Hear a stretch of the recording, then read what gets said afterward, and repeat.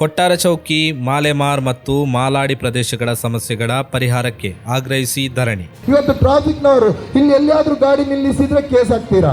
ಇವತ್ತು ನೋ ಎಂಟ್ರಿಯಲ್ಲಿ ನಮಗೆ ಜಾಗ ಇಲ್ಲ ಬರಲಿಕ್ಕೆ, ನೋ ಎಂಟ್ರಿಯಲ್ಲಿ ಬಂದರೆ ನೀವು ಕೇಸ್ ಹಾಕ್ತೀರಾ. ಹಾಗಾದರೆ ಅಲ್ಲಿ ಸೇಲ್ ಫಾರ್ ಸೇಲ್ ಅಂತ ಕಾರ್ ತುಂಬ ಇಟ್ಟಿದ್ದಾರೆ, ಅದು ಯಾರ ಜಾಗ? ಅದು ಇಲ್ಲಿ ಕಾಣ್ತದೆ ನಿಮಗೆ. ನಗರದ ಕೊಟ್ಟಾರ ಚೌಕಿ, ಮಾಲೆಮಾರ್ ಮತ್ತು ಮಾಲಾಡಿ ಪ್ರದೇಶಗಳ ಜ್ವಲಂತ ಸಮಸ್ಯೆಗಳನ್ನು ಬಗೆಹರಿಸಲು ಒತ್ತಾಯಿಸಿ ಪ್ರತಿಭಟನಾ ಧರಣಿಯು ಕೊಟ್ಟಾರ ಚೌಕಿ ಜಂಕ್ಷನ್ ಬಳಿ ಇಂದು ಸ್ಥಳೀಯ ಜನಹಿತ ರಕ್ಷಣಾ ಸಮಿತಿ ವತಿಯಿಂದ ನಡೆಯಿತು.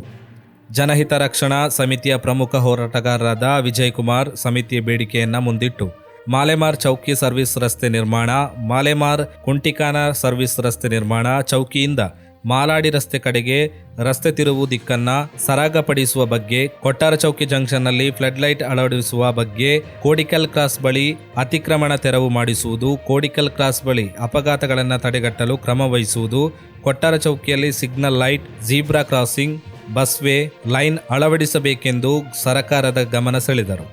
ಕುಮಾರ್ ಮಾಲೆಮಾರ್ ಮಾತನಾಡಿ, ಸ್ಥಳೀಯರಾದ ನಾವುಗಳು ಹಲವಾರು ವರ್ಷಗಳಿಂದ ಇಲ್ಲಿನ ಸಮಸ್ಯೆಗಳ ಬಗ್ಗೆ ಮನವಿಗಳ ಮುಖಾಂತರ ಸರ್ಕಾರ ಮತ್ತು ಇಲಾಖೆಗಳ ಗಮನಕ್ಕೆ ತಂದು ಅದನ್ನು ಸರಿಪಡಿಸಲು ಆಗ್ರಹಿಸಿದ್ದರು.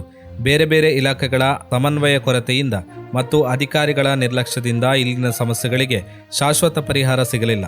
ಹೀಗಿರುವಾಗ ಪ್ರತಿಭಟನೆ ಮೂಲಕ ಸರ್ಕಾರದ ಗಮನ ಸೆಳೆದು ಇದಕ್ಕೆ ಶಾಶ್ವತ ಪರಿಹಾರಕ್ಕೆ ಆಗ್ರಹಿಸಲಾಗುವುದೆಂದರು.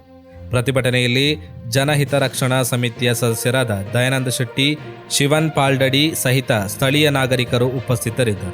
ಎಲ್ಲರನ್ನು ಮನವಿ ಮಾಡಿಕೊಳ್ಳೋದು, ಬರುವ ಸೋಮವಾರ ನಾವು NH ನ್ಯಾಷನಲ್ ಹೈವೇ ಅವರ ಆಫೀಸಿಗೆ ಮಿನಿಮಮ್ 50 ಜನನಾದರೂ ಹೋಗಿ ನುಗ್ಗಬೇಕು. ಅವ್ರಿಗೆ ಹೇಳಬೇಕು, ನೀವು ಕೇಸಾದರೂ ಮಾಡಿ, ನಮ್ಮನ್ನು FIR ಆದರೂ ಮಾಡಿ, ನಮ್ಮನ್ನು ಒಳಗಾಗಿ ತೊಂದರೆ ಇಲ್ಲ.